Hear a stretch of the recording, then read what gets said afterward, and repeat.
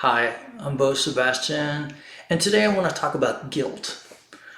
Oh, guilt is that thin veil that is keeping you from peace, from the spirit of greatness and prosperity and power. Let's talk about that now. So today in my reading, I came across something in the Gospel of John about the incredible miracle that is supposed to have happened on the mountainside where Jesus was preaching and 5,000 people were there listening to him for a whole day and they were all hungry. And the apostles came to him and they said, Lord, Master, how are we going to feed all these people?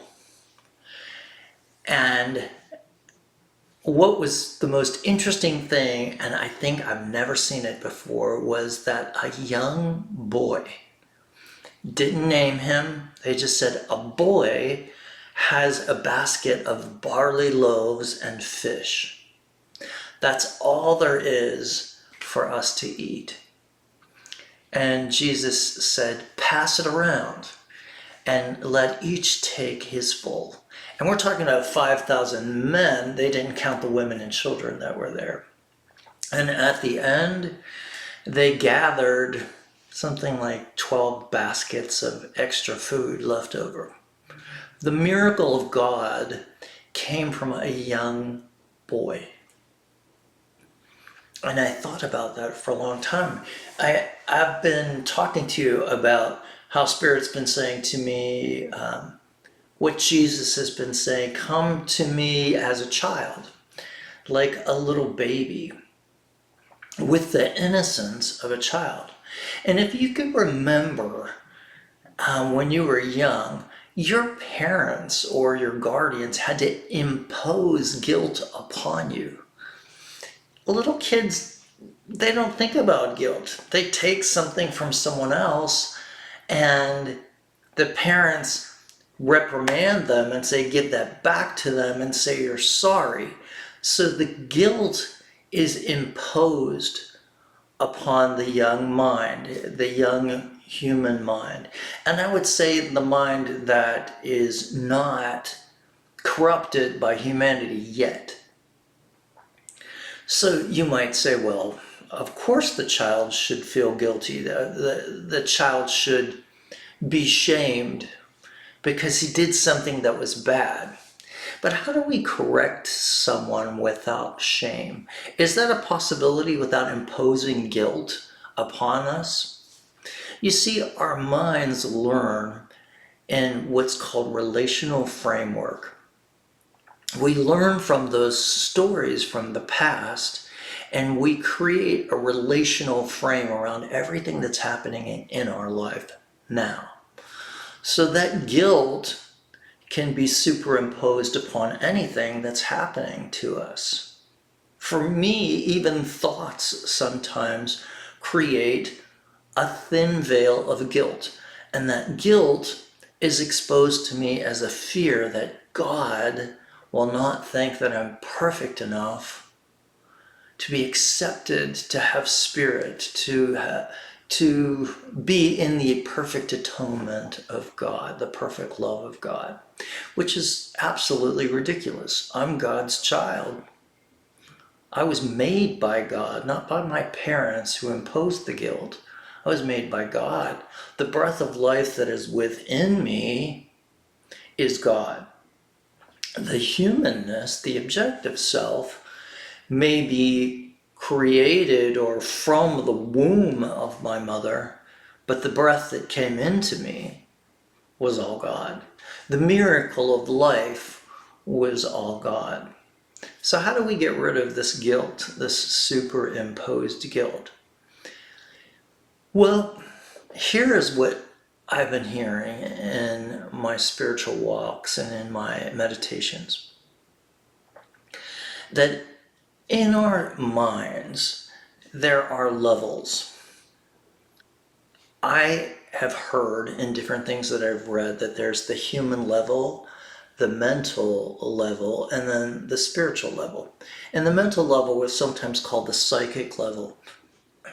What I want to share with you is that when we feel and experience guilt, we're seeing in the human level.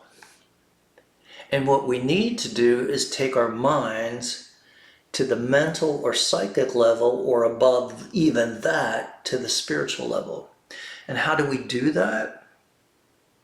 Well, there is an old spiritual thought, and it might be from the Ayurvedics, I'm not sure. But the belief is when we take air in through our nose, our minds, if we believe that it's coming in through the back of the head and exiting through the pineal gland here, what we do is we elevate our minds above the human brain. And you can only know this by experiencing the difference. I can feel when I'm praying and when I'm thinking, when my mind descends. It's almost as if I'm seeing through my human eyes, which can only see forward. But my spiritual eyes, if you close your eyes, your spiritual eyes should be able to see anywhere. In fact, if you think that when you close your eyes you should see straight forward, you're probably still seeing through your human brain. The psychic mind or the mental mind or the spiritual mind happens above. And you've heard that before. It's like the observer self. What is the observer self? Well, the observer self is the mental self that's observing the objective human both. So when you think about that thin veil of guilt, if you get in the space where you can't undo your own guilt, it's because you can't in your human brain. Your human brain is not responsible for taking away that guilt. All you can do is offer it to God. All you can do is offer it to the Holy Spirit. And when you offer it to the Holy Spirit, it's up to the Spirit to create atonement. And that can be experienced in the psychic and in the spiritual realm. That's a lot to think about. I hope you can decipher it. I hope you can take it to your meditation and think about it. I love you, I care about you, and if you want my prayers, I will be happy to answer any questions or comments or pray for you. Have a beautiful day. I know it's possible. I know you can see peace now.